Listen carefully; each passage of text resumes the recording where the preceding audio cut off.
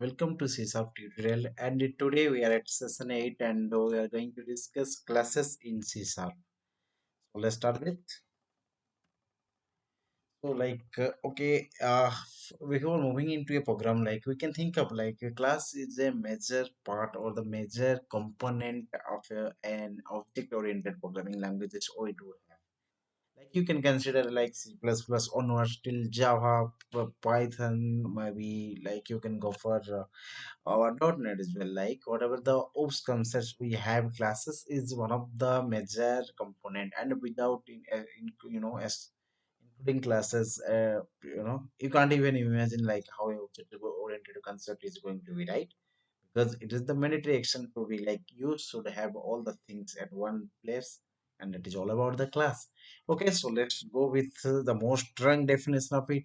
A class is nothing but it's a prototype or the blueprint from which an object gets generated. Like example, we can have a organization structure, we can have any class, and from the class based on the requirement, when we need to just handle the data with multiple objects, we need to simply just go ahead and create the object so that the same prototype or blueprint can be copied to one memory location, right?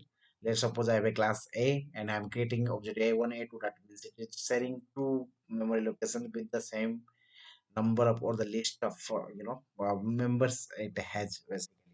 So I'm just going to show you how a class basically and what are the things it contains, right? Basically it can be as a combination of fields, methods, or you can take it as a consideration as functions, properties, constructors, etc. So these are the like the component, these are the members of your class, and day-to-day life we are going to use all of this. So let's start with the practical things. So here you can see we have our normal program.css. Like a program starts with one main method, and that main method is a part of this CSS. But what I'm here going to do, I just want to have one more class file. So what are you supposed to do here? Just right click on the project, just add a class. Okay. So either you can go directly or you can go to the new item. So it will appear like this, right? So and you need to okay, class as a select the class and give the class name. So here I'm just going to have my class name is called department, right? So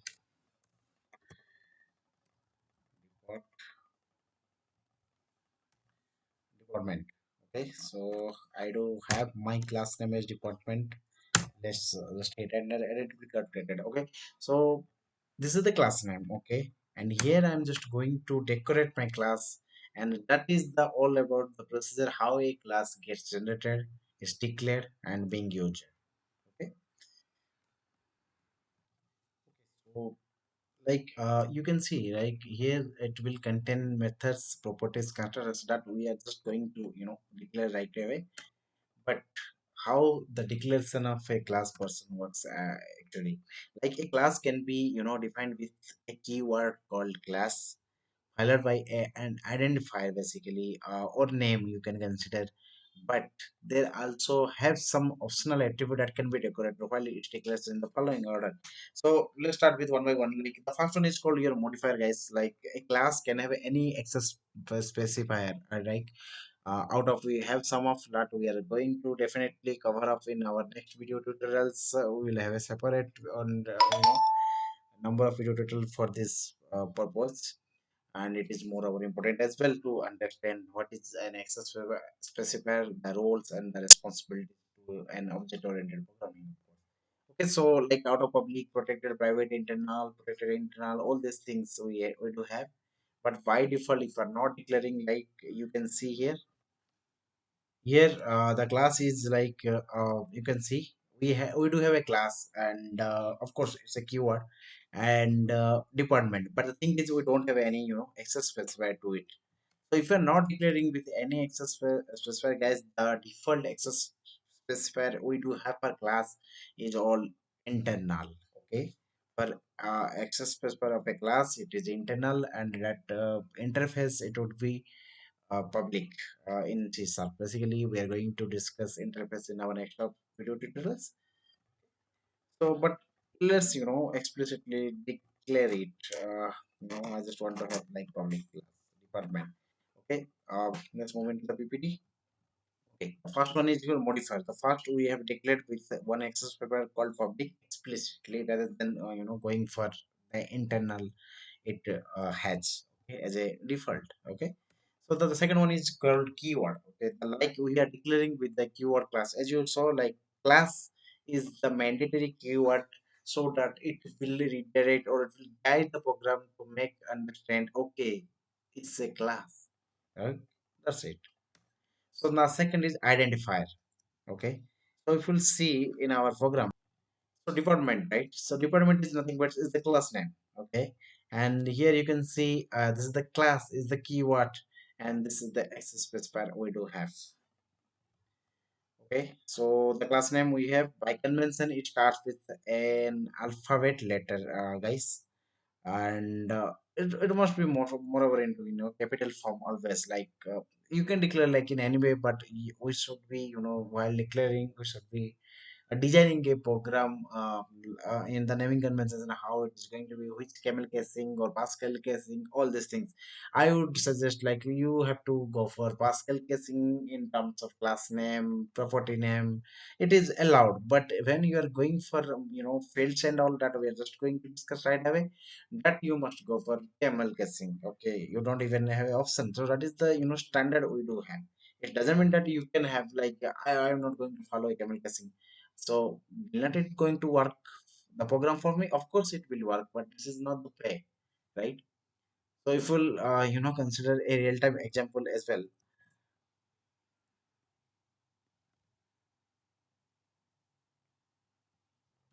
you can point your nose by your hand directly, like, or you can point to your nose by saying like, okay, this is my nose, round back of your hand, just from back to you can use clockwise or something, some back to your head and just you are pointing your slip. So see, you can go for any of the examples, but the thing is which one is the preferred way. So that's the thing, we are having some of rules and set of rules we should follow as a good program practice. Okay, so what's next, guys? Like okay, the base and super class. Okay, let me tell you what is this all about. When we are going for the inheritance, of course we are going to discuss this one of the strong object oriented component or the object oriented key factor that we do have out of, like, how many we do have. Of course we do have polymorphism and all. We do have inheritance is one of them, right? And we do have like uh, abstraction and all. These are the like key factors of an object oriented programming. So when we are just going to inherit one base class, then there is a syntax, so we need to inherit using a colon symbol, of course. But it's optional to declare a class. Here you can see, here we don't have any, like, do you have any parent class? No, it's not required, so that's why you don't have, right? But when it is required, you can have also. So that's the thing. Okay, now this is the class ready. Here is the access specifier, and okay, let me just let me make it as a starting, so that when I'm just making it a starting, like it will have it is sharing one just copy one memory location, and it doesn't record an object to call the members of this particular class, as you know, like. But okay, starting, I'm just wanted to make you understand, like these are the syntax. Okay, but starting is also optional based on the requirement, but yes, of course, this is the mandatory, and a class name is always mandatory. And if you're not going to declare this is mandatory, internal will be the default one. So that's the thing. Okay, how then the class and how the class gets formed. As we saw discussed, it is a combination, it is a blueprint or the prototype which includes one field. It may be constructor, it may be method, properties, and all. Okay. So let's suppose I am declaring something called uh, some variable maybe. Okay. So let's go with the field declaration. It's called, okay, first int, like okay, department ID. Okay, so this is the one of the field I do have here, and the second one is called string. Okay, string department name. So this is one more variable I do have, and I just want to have one property space. Like for there is a shortcut to define your property. Just type property and just put a tab. Next tab is to the define its type. So I do have like integer only as a department size of this actually. So what I want to have like okay department size. So you can you could have been noticed guys like here I'm just using camel casing because these are the fields. Okay, so one of the component a class has is your fields. Okay, and this is called properties of class. I do have one properties also. And what I told, the every class has a constructor. Of course, the one is your default and one is your parameter. The constructor that we are going to definitely cover up in our next video tutorial. How a constructor works basically. Constructor has an syntax. Okay, it will have the same name as the class name, right? So public with this is the constructor, right, guys? So, and I do have something called okay, so console dot right line, and here I just will type called constructor constructor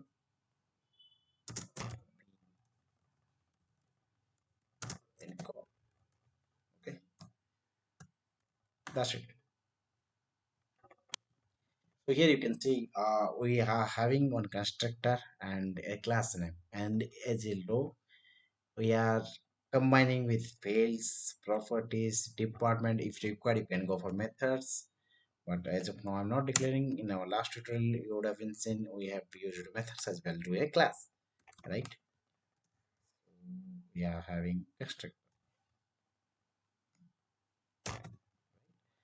So this is the one. So as we're discussing, if we have some class, you can just put a column. If you want to inherit, let's suppose I just want to inherit this class from string. So string is a metadata, so this is a class. Okay, but definitely it's going to give error because can't derive from shelled because the string is shelled guys. When the class is shelled, we are not supposed to inherit. Just to show you, I just inherited. Okay, let me show you in program.cs in both the way, using inheritance as well as by creating the objects. Okay, so if you want to have a base class, it will have like this, but it is optional. It is not, mandatory to have, a class name, as you can see here. So what is the next one? Okay, the body. So this is the one we just saw. A body includes all the members basically, as we saw. We have declared fields, constructors, properties, and all with a pair of curly braces. So that's the syntax how a class got declared. So the entire part, you know considered as the body of the class, the definition of the class, right? So that's it. Okay. There is a note, right? Before moving into, I have one note over here. While declaring a class, members like fields and all need to take care of casing, basically how the casing it is going to be. Moreover important, I just discussed. Here you can see for fields I'm using camel casing. If it is properties, I have been using Pascal casing. So that's the main thing I just want to like. You should have a good performance practice. Okay. So constructor is responsible to initialize objects. Like as I discussed, constructor is why it is required. It is required to just initialize the object. Like we do have. It doesn't mean that it must be declared. No. It is a default constructor. We are just explicitly defining just to know like okay, my default constructor gets called, right? So that is all about like how the class works. Okay, so this is all the thing, and let me invoke this one again. So there are two ways, guys. Like either what I'm supposed to do. We can go for inheritance, but again it is a starting and all, so I don't want to go for. So here I can have like department. Okay, department. Let's suppose my department is like it is employee. Okay, so equals new department. So I'm initializing one, and let me initialize one more. Okay, and sorry, it's not employee department case. Let's go for finance department, and this is going to be your. Okay, that's fine. And here you can have your initializations as like finance department dot you can access your department size. Now here you can observe one thing. If I just want to initialize the department, I don't know why it is not allowed. That's the whole thing, is it is not publicly declared. So let's go and declare publicly. If you want to highlight all these things, you can just simply press Alt and Shift, hold down and just use the arrow mark, and you can start typing public. So it will be do at one shot. So now if I will put this control space over here, you can get all the things like my department ID. Maybe something like what do you call. Okay, let me do one thing. I just want to have a string instead of, to have a naming convention. Integer instead of integer, I just declared as string. So I will have like pin stands for finance, 001. Okay, so this is the my ID I do have. So, okay, so what's wrong with, okay, sorry guys. We need to, and plus with the dot string as it is string, right? Okay, and I just want to have, okay, so department name is Billy. So here it would be my department name. So okay, so typo guys is not saved. Okay, this is dipped. So department. So that's all. Good. Just control space it will be auto rectify. Okay, that's cool. Yeah, that is the cool of about the Visual Studio. We do have anyway. So it is going to be my finance department. And let me include the properties using the same approach. Okay, finance department dot size of this department. Let's suppose 60 members we do, right? So now the same thing we can have like for called uh, HR, right? So here you can see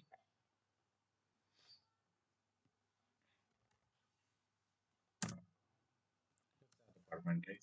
So let's do the same thing. Yeah, all good. Here I just want to change this ID as 001. Okay, maybe let's consider 02, and it is the department or human resources. Human resource, and the member is going to be is maybe 30. Okay, so that's it. Like we are, using all the things here. Are the constructor being called when the object is gets initialized in two steps. When I will run, I will make sure you are just looking into all these things. And here I'm initializing everything over here itself, guys. Let me print it out also, like just one, just to prove like okay, yes, all are in place. You can see like console.writeline. What do you want to print? Department name. Let's go for maybe okay, let's go for ID only. So like finance department ID colon. Okay, and here I'm using again the inter syntax again. So you have to put a dollar symbol prior to that, and here I can access whatever I want, like finance department or you know okay, so department ID, so that's it. Okay, and just to put the cursor hold on command prompt, I have console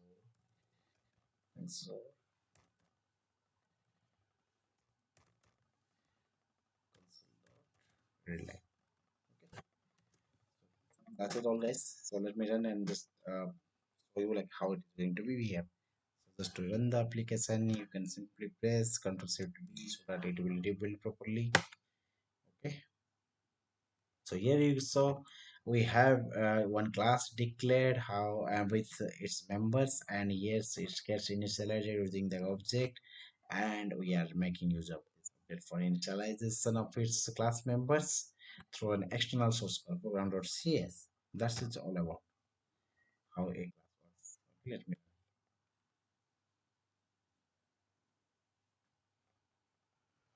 Okay, here you can see guys like the default constructor being called, the default constructor being called. Why it is twice? Because we are just creating, two objects, and here we are printing Finance department ID, as you can see here. Okay, so we are printing department ID and two objects, that's why it is printing twice. So that's it.